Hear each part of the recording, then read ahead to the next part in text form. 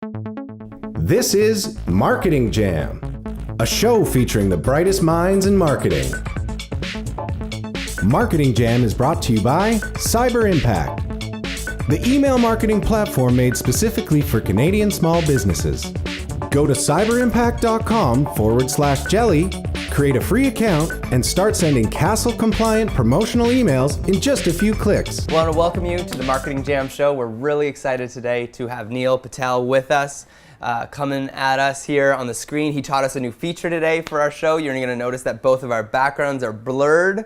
So Microsoft Skype allows you to blur your background. So if you have problems with weird stuff behind you while you're Skyping, there's a trick. If you just hover over the camera icon, you can touch the button that says blur my background. Thanks to Neil Patel. One of many tips and pieces of advice that Neil gives away for free. Neil, I have got to say I'm so excited for today. Our team is excited to be interviewing you today because you're probably known for many things, but one of the reputations you are known for at Jelly is giving away ideas and information and just being so generous with tips and tricks. So what led you to that? What made you to be such a generous, giving person of information and ideas? Yeah, so what I ended up learning over the years is if you help people, things just work out. Think of it like as karma. And when I started out, people were helping me for free, help me get established, lay of the land, figure out what works, what doesn't work. And then from there, I'm just like, you know what, why not just do the same thing and help other people out? And, I would be lying if I said it was all good intentions. When I first started out, I didn't have money to spend on paid advertising. I was giving away information, aka blogging, because I wanted to generate more traffic and leads. Tell me about maybe your first experience with a mentor who came into your life and what that was like to have someone pour into you. Yeah, it was just really helpful, like getting that advice and that feedback anytime I ran into issues or problems. It's great, nothing better than that. And people that are someone who's done what you are going through, just makes life a lot easier. And people that are listening and watching this, how do you get them to mentor you? How do you coerce them to be your mentor? It's really weird. A lot of people are like, oh, I want a mentor. Let me go hit people up. It doesn't work that way. You build relationships with people. It's your friends, your business colleagues. Those are the people who are going to mentor you. And a lot of it has to be mutual, in which you have to give them advice, you have to help them out. If that's not the case, you can always join groups like Entrepreneurs Organization. So there's a lot of places like that where you can get the mentorship and give it as well. And where are you finding mentorship right now? Does it look like peers or books or authors, or are you a member of EO?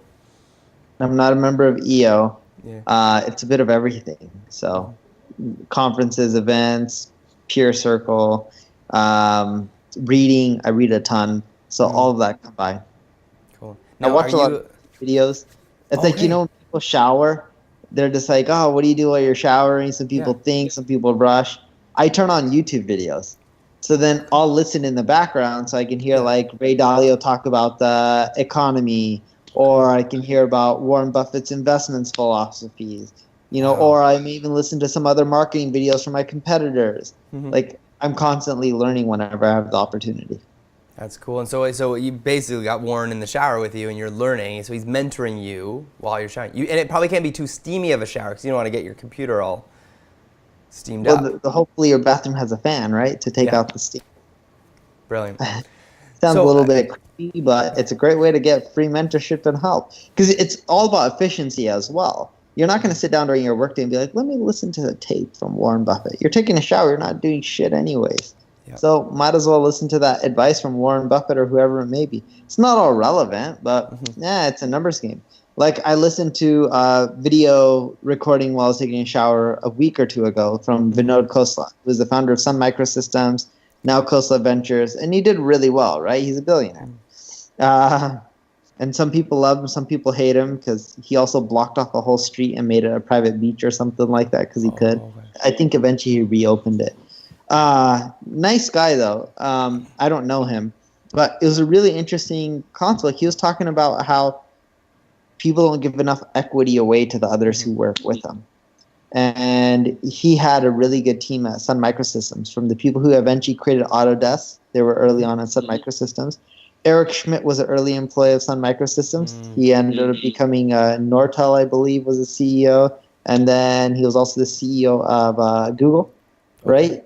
Yep. And he had a lot of other people who went on to make billions of dollars, and he wouldn't have built Sun without them. So he gave them really good equity. It's not just about what do you own in the company. It's about how big can it be and do you have the right people. It was just a really interesting concept. And I learned that while taking a shower. Now, are you a iOS or an Android guy? iOS. iOS. And what are your favorite apps? Like, what are the apps you're using on the daily that you'd recommend or that you just can't live without? Really interesting concept. He was talking about how people don't give enough equity away to the others who work with them. Gmail? Yeah. I think that's mainly it. Okay. And Gmail, are you, with the new feature on Gmail where it writes email responses for you, do you take advantage of that very often, or do you write all your own emails back?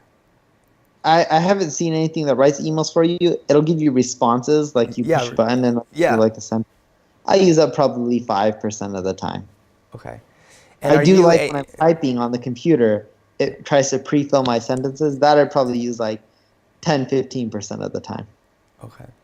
And do you let Gmail push emails to you, or do you let you go into emails when it's time to check your email? I go into emails whenever it's time to check them, but I go probably like 20-30 times an hour. Oh, wow. Okay. Yeah. I get a lot of emails. I get like over 1,000 a day. Wow. And are you responding to them on the daily, or what's your email strategy as a business owner? Yeah. I make sure before I go to sleep they're all read and responded to. Okay, that's incredible. And why are you like that? Why, a lot of people can get away with, mentally spending a week before they respond, or 2 weeks. I'm OCD. Okay. So there's something wrong with my mental chemistry that won't let me go to sleep until my emails are done. Okay. You like that little image of the vacation? Yeah, I can do the vacation. I have to have it like clean. It's just, I don't know what it is. It's just like I can't walk through the airport with my socks touching the ground. I had to put on booties over them. So I'm just a little bit more unique in other ways. And one of my flaws is if it's not done, I have a hard time going to sleep.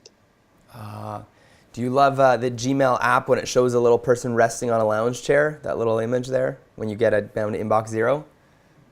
I don't have that. I'm at inbox 0. I still don't have that. Oh, okay. We got to get you that. Yeah, maybe it's because I'm on the corporate version. Yeah, maybe.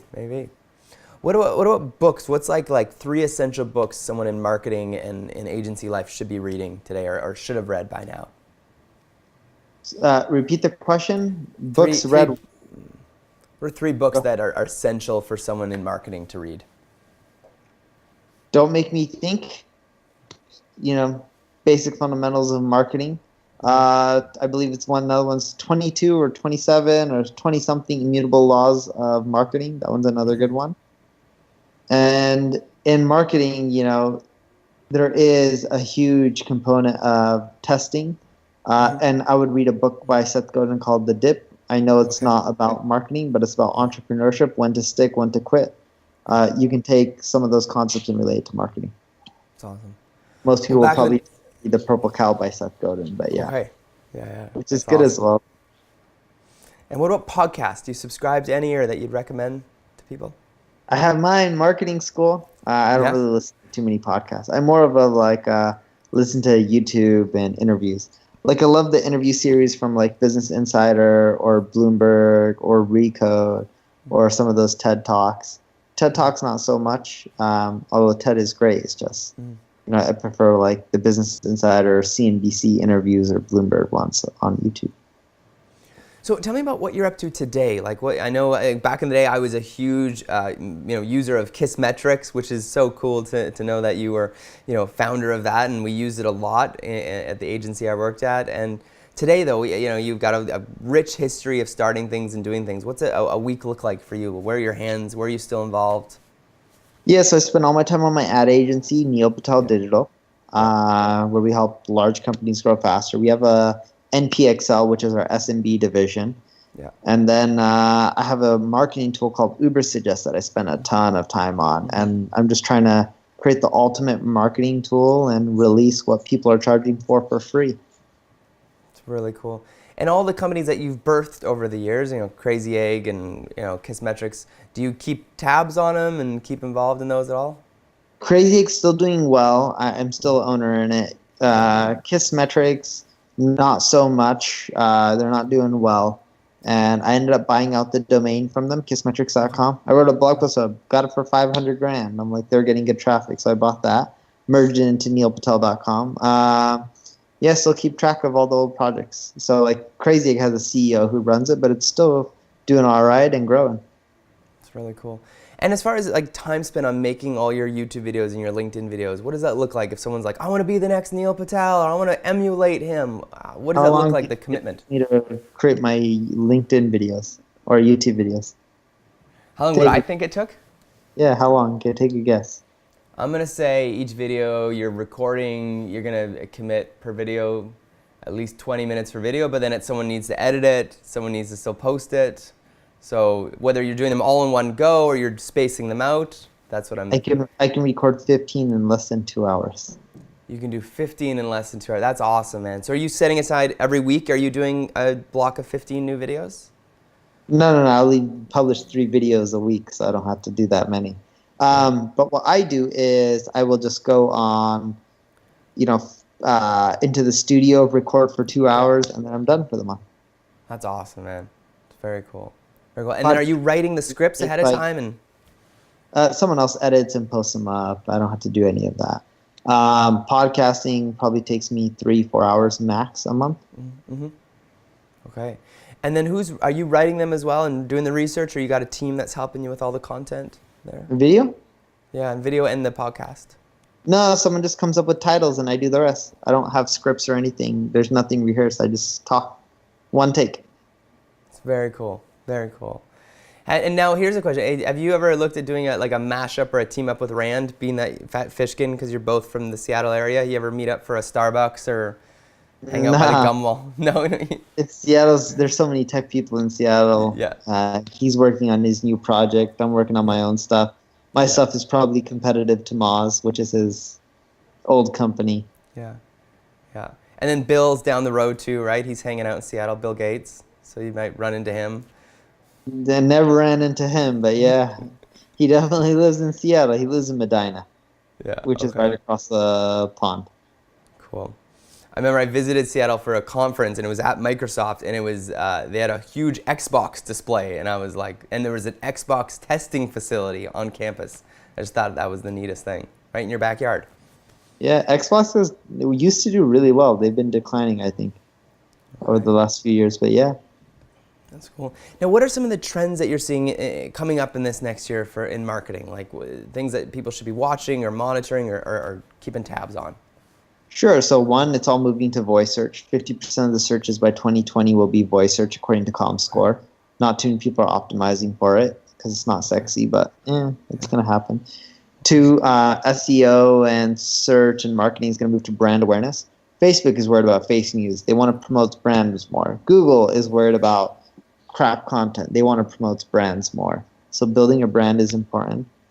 I think marketing is moving to an omni-channel approach. Marketing is expensive. It's competitive. People raise money mainly for marketing now and sales. It doesn't cost that much to build a product or service. So marketing is genuinely moving to an omni-channel approach these days from what we're seeing. Can you expand on what you said about SEO and what does that mean, what people should be doing for SEO? Sure. So from an SEO standpoint, a lot of things that they could be doing. But building a brand, creating good content, videos, podcasts, product, service, all that helps with branding. Get people back to your site multiple times. So use tools like HelloBar, subscribers, MailChimp, whatever you want. Get people back to your site multiple times.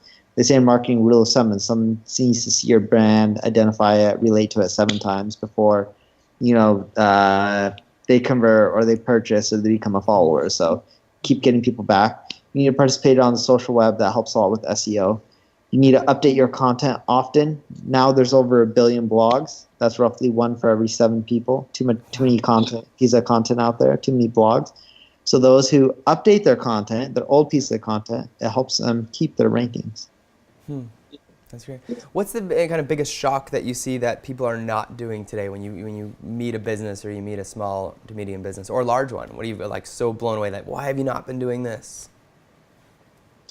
I don't really see one thing on like why they don't just do this. I see people messing up on a lot of little things that add up. Okay. And as far as kind of the biggest urgencies that you're seeing from brands, what are you hearing, or what are the trends that you're seeing from the brand side outside of trends from the marketing side? What are brands asking for? What are they looking for? Yeah, what brands are asking for, what are they looking for? Whew.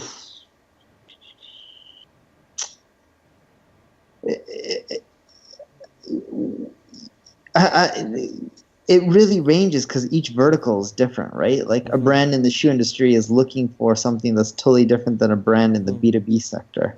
And does your agency specialize in any verticals, or do you kind of have a pretty broad range? We do broad stuff. We do all verticals. We just more so do bigger businesses.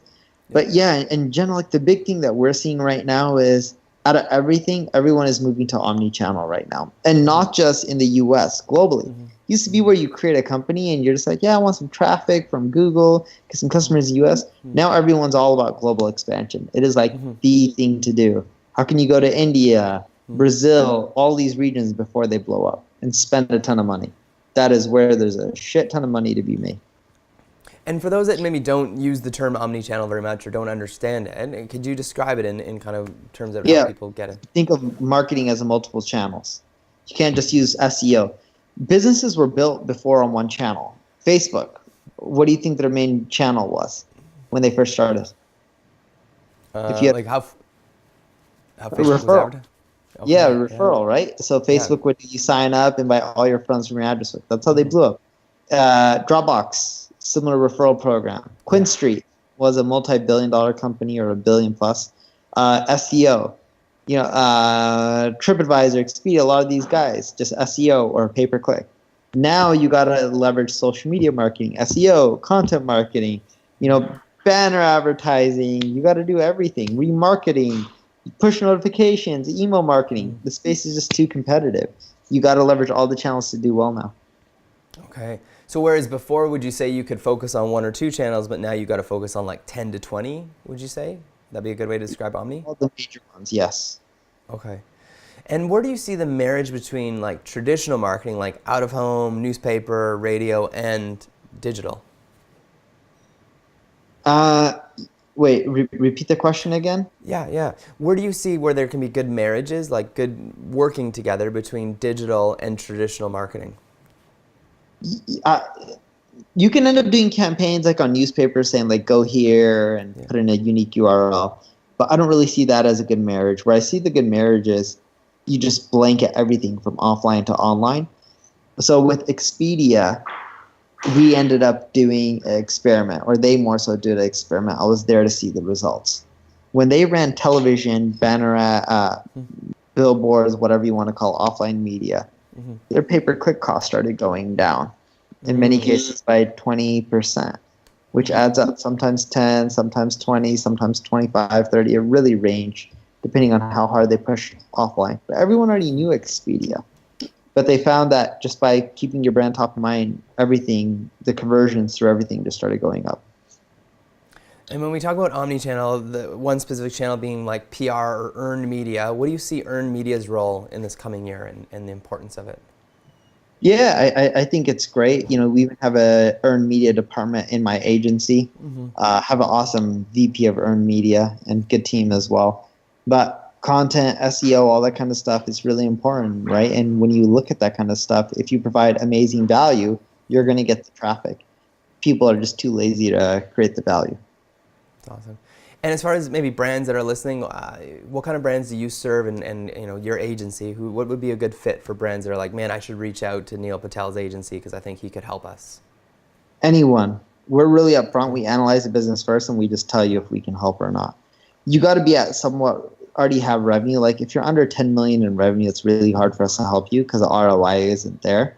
But the moment you start crossing into the 8 figures, we'll analyze a business and figure out if we can provide a good ROI. Okay. Very cool. And then how do you differentiate between your putting them into the small to medium business box versus your large agency box? Typically, anyone under 10 million is in our SMB agency, NPXL. Yeah. Anyone above 10 million, potentially in Neil Patel Digital. The reason I say potentially, because even if you have the revenue, I'll be honest, sometimes we can't help people. Sometimes we won't be able to help them hit the numbers. Or sometimes the market's too new, and yeah, we can create the content, we can get the traffic, but we know it won't convert. We'd rather just be upfront with someone. I had someone who was a manufacturer in China who creates eyeglasses, and they're just like, I want to be big in the US. I want to get companies to buy their eyeglasses from me. And the volume and all that kind of stuff just wasn't there. They would be better off making phone calls and doing biz dev deals with all the people who produce majority of the glass or sell majority of the glasses, and they can be the back end and produce them.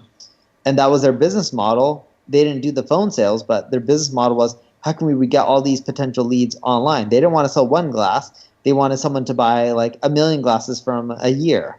And I'm like, you're not going to get those leads from this. You're better off doing business development or doing cold outreach. And they had the budget. They offered us over $100,000 a month, so $1.2 million contract. It's not a right fit. I don't want to take money for the sake of it. I want to make sure we can really provide value and help. So how would you, for advice you would give a brand coming to like an agency like yours or others, what are the best questions they can be asking, or what's the best ways to evaluate if it's a right fit? Neither. Okay. The agency should be able to look at your business, ask you the questions, analyze your business, dissect it, and tell you and propose a plan on how you're going to grow faster. Either you'll like the plan and you believe in the people, or you won't. If you won't, don't go with them. If you like it, go with them. You shouldn't have to do the heavy lifting. You're the paying customer. You should even have to pay for the plan. People should be able to tell you if they're going to help you or not and how they're going to do it. Okay. So is that part of your MO? Do you guys offer a free evaluation that kind of gets... Correct. Okay. It was funny. I was talking to a company in Vancouver, Washington. Not Vancouver where you are, but Vancouver, Washington.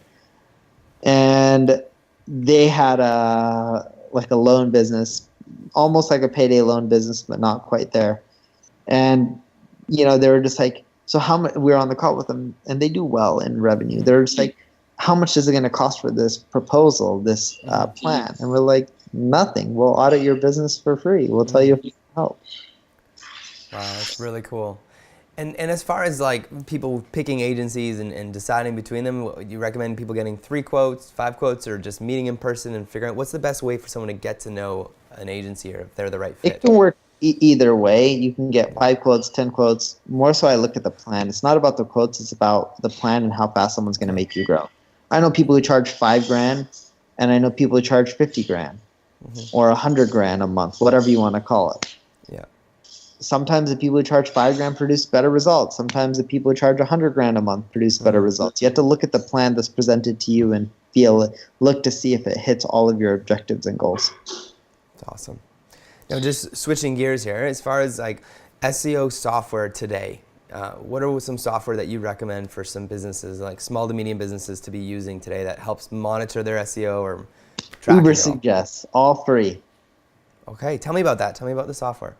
Okay, so you can put in a keyword. It'll tell you all the other popular keywords, the traffic, the volume, who's ranking for it, how many backlinks do they have, social shares, all that kind of stuff. It also, you can put in a domain name. It'll tell you even your competitor's domain name. It'll tell you their traffic, their backlinks, their top pages, the keywords that are driving traffic to those top pages, the social shares, all the keywords, how much money they're spending on paid advertising. Literally breaks down everything for free. Think of SEMrush and Ahrefs, but for free. Yeah. But how can you do that for free? Because I spend $193,000 a month of my own money. And why? Why is that? It's a fun experiment. Can I crush my competition? That's my experiment. And the competition, would it be competition being Ahrefs and SEMrush? Everyone in the marketing technology space. Can I just release everyone's shit for free and crush it? So as an agency, we pay a lot of money every month for Ahrefs, SEO site checkup, SEMrush. You're saying all that. Yeah, we're releasing all that shit for free. I'm even okay. So right now we have the keyword research, the competitive analysis where you put in a URL and see all that. Within 3 weeks, I released my backlinking report. So you put in a URL and you can get all the backlinking data on a URL. Right now, we give you general backlinking, like how many backlinks, etc. But this will be like, here's all the anchor texts. You can even filter based off of IP addresses, regions, all that kind of stuff. So think of Ahrefs link feature, fully free. And then in 6 weeks, we launch an SEO analyzer. So you can put in a URL, it tells you all the on-page errors. Then within 8 weeks, we release BuzzSumo for free. So you can put in a keyword to show you all the popular keywords and all the popular blog posts based off of social shares, backlinks, and search traffic. So then you can be like, oh, not just based on social shares. Here's all the blog posts that get good Google traffic. Here's the ones that get good backlinks. Neil, are you getting hate mail from the other folks? Well, no. Majority of the people pay for these tools, so they love me. No, not from people. But are you getting hate mail from like everyone else, like BuzzSumo and Moz and Ahrefs, being like, dude, what are you doing? No, not really. I don't know a ton of those too well, but like it's just entertaining for me. This is my experiment. Some people like buying cars. I like building shit for free. Okay, that's amazing. So would you say today, I'm just using us as an example, we could shut down cancel our Ahrefs subscription or SEO site checkup and replace it with what you offer? 50% of it today. Okay, within 50%. A month, 75%. Within 2 months, 2.5 months at the latest, 100%. Like we're even creating projects and dashboards. We even have like position tracking, mobile, desktop, daily checking, all that kind of stuff. Wow, man. This is the incredible. Things we don't have right now are like white labeled reporting and stuff like that. That will take even longer to add, but that's not on the roadmap right now. No. But for agencies who can provide reporting to the clients know that it's us using a tool, that's fine. So that's awesome. Why not save you money? Do you want to spend $300 a month? No, dude, I spend a lot more than that on Ahrefs. Dude, it's one of our, it's a big expense every month, man. That's so wild. You're probably spending somewhere like $5-10 grand a month $5-10 grand a year on these tools. You save that, you're ecstatic, right? Dude, this is huge, man. So are you going to go after like Hootsuite and Sprout Social next? That world, like the social posting? No, because most of those are free already. Okay. It's going to be hard to go after Hootsuite offering a free product when they're already free. They have paid plans, but you get a lot done for free. Yeah. Okay. And what about a program like Kissmetrics? I'll go after MailChimp for free, though. Do unlimited sends and emails for free. That'll be fun. That launches within 6 months. Okay. What about going after like Dash This and Kissmetrics, like a reporting dashboard, like a Gecko board? Nah, the usage isn't that high on those tools. They don't make that much money.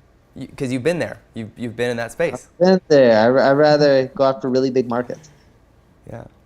Eventually, we as an agency here, we're doing $8,000 a month on our software. $8,000 a month is what I'm spending for just IT stuff. You must have a big agency. So we're spending a lot on stuff. So that's what I'm saying. Like I've noticed every line item is just like Sprout Social. We've got Ahrefs. Like we've got Dash This. We've got our Cision access for PR. So it's like it's not cheap, man, running an agency. Yeah. How many people do you have in your agency? 15. That's a good amount of people. Yeah. But if you can help me with my software costs, that's amazing. Yeah, you can pocket that money. Yeah. At least some of it. I'll start saving you on a lot of it over time. Okay. Like I really am releasing a free MailChimp. I'm like, why should you have to pay for emails? Yeah. Wow, that's huge, man. So as far as rollouts, where's somewhere that people should go to? What website should they go to keep up on what's coming down the pipe, and where can they subscribe to this and download the program?